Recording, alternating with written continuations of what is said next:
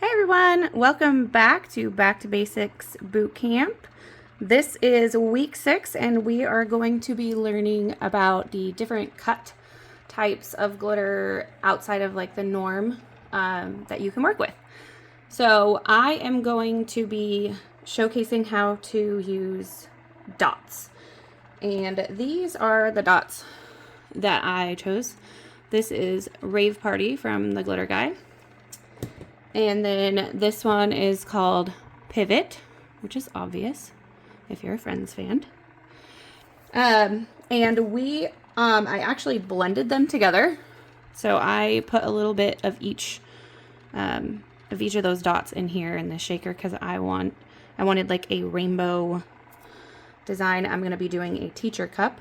So we're going to use these dots on the bottom of this teacher cup. I already epoxied this. I glittered it with rainbow ice yesterday. And so this already has a layer of rainbow ice and a layer of epoxy over that because I wanted it to be ready to toss those dots on. And the nice thing about dots is they're really easy to use. You just have to know how to use them. You just have to shake them on, but not a ton. You don't want to overdo it. If you just pour a bunch on, they're just going to go all different ways. They're going to be jagged, pointy ones coming out and not flat in some areas. Now on this one, I'm not going for a fully covered look anyway. I'm going for a scattered up, like halfway up the cup look. So it should be fairly easy.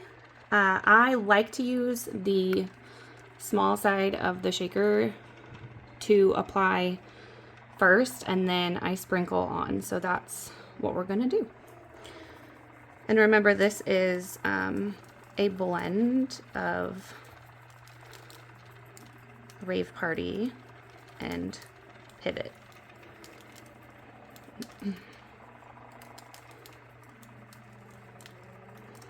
This way kind of ensures that I get a lot more of those little pieces. And it's okay if you have a bunch falling. That's why I like to throw a paper down so that I can contain the mess. I am going to put a glove on for this. I don't like to touch the dots and get the oils from my skin on them. So. All right, so now what I'm gonna do is I'm just gonna pour a little bit in my hand right here and just sprinkle on any others that I feel like I need to fill in some gaps. Or if I see like some areas where there's too many, I might go through and actually move them.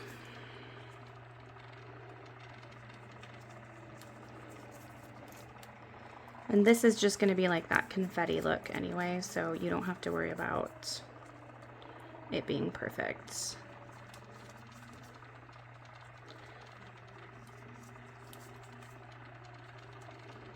All right. Just that. And honestly, when you're happy with it, then you're done and you don't have to keep adding. You don't want too much. I'm just trying to flick some of these that are on my glove on here so I don't lose them. And then you can see I have like a few that have traveled like too far. I can just go up here and just grab them right off. Oh, and I don't remember if I said this, but I typically, before I add any type of dot like this method, I will leave the epoxy on spinning for about 15 to 20 minutes because you don't want the dots to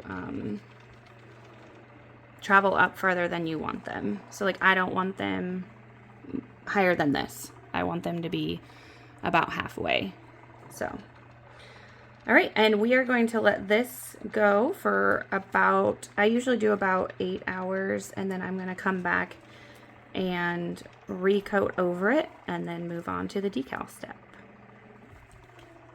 Right, so this now has 2 coats of epoxy on over everything. And I went ahead and if you see the teeny tiny little dots, I didn't like all the white space in between. And so I grabbed this one. This is Unconventional from the glitter guy. It was from Expo last year, I believe, or I think it was for all the conventions last year. So I went ahead and added that. I just lightly sprinkled it so that there was like tiny dots in between, and I really like the overall look of that. So now what we're going to do is we are going to work on the decals for this.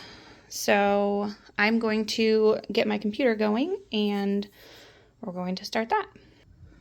All right, so for this one, I just have this cute little crayon file. And then I got the teacher's name from my customer. And then this right here is her daughter's autograph. And she sent me that, emailed it to me. The number one thing for this, ask your customer if they're going to do this. They need to take a picture in good lighting. It needs to be on white paper. And typically like a black marker or Sharpie is best because that is the easiest way to trace that file. So I uploaded this picture to my computer. Saved it, and then uploaded it into Silhouette Studio. Now I'm going to go over here. I'm going to go to Trace, and we are going to trace her name, her autograph, whatever you want to call it. And super easy. Just hit Trace right here. And now I've got her cutie little autograph. And that's in her handwriting. And because it's going on the bottom of a cup, I'm going to do about that big because the bottom of the cup is 2 inches. So for this, you're just gonna, obviously I typed it up. I think this is like PN Jelly Chew or something like that as the font. And then I just like to have it sized to fit in this little space here. I think that looks nice. I will group it so that I don't accidentally mess it up. This is the size that I like to print all of my decals, about 3.5 inches. And that should cover most of, like this is a 20-ounce skinny that I'm doing, but this covers most tumbler sizes. And I always print, I'm doing this on Waterslide. I always print a couple of each just on the off chance that something messes up. I don't have to go and do it again. A lot of times I'll do the names in vinyl, but because I'm already doing Waterslide here, I'm just gonna go ahead and print it on the Waterslide paper too. So we're gonna print this. I have a laser printer, no need to seal. So as soon as I get these out of the printer, we will go apply them to the cup. All right, now we're going to apply the Waterslide we printed. There's that one, and then her little autograph for the bottom. This is just lukewarm water. And again, this is a laser printer, printed Waterslide, not inkjet. If you have an inkjet printer, you are gonna need to seal your Waterslide. I do about, when I had my inkjet, I sealed about 3 times with clear gloss or Rust-Oleum triple thick. So I'm getting the cup wet first. Makes it a lot easier to apply and move around your image if you need to.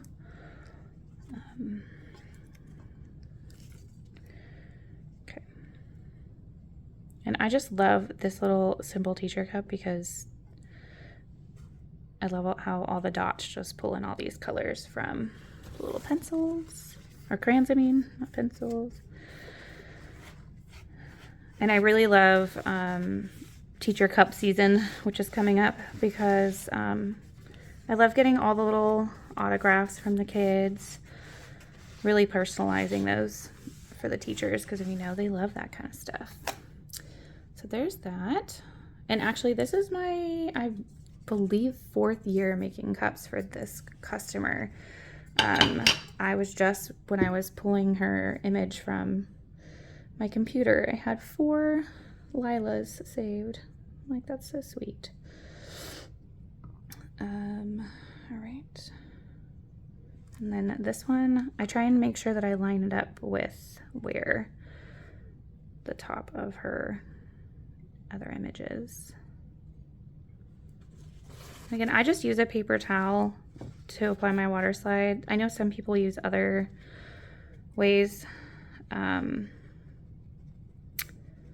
but I find that this works just fine. I did totally just rip that one just a little bit right there, and so I actually will apply a whole new one because I'm a perfectionist. But there's that. There's the top. And that's it. Super easy way to use dots.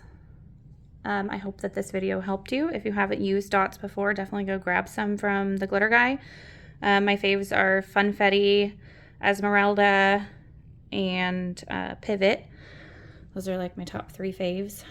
And then make sure you check out our other videos this week for boot camp. We have on Wednesday, I believe that Kimberly is doing shredded glitter, like irregular cuts.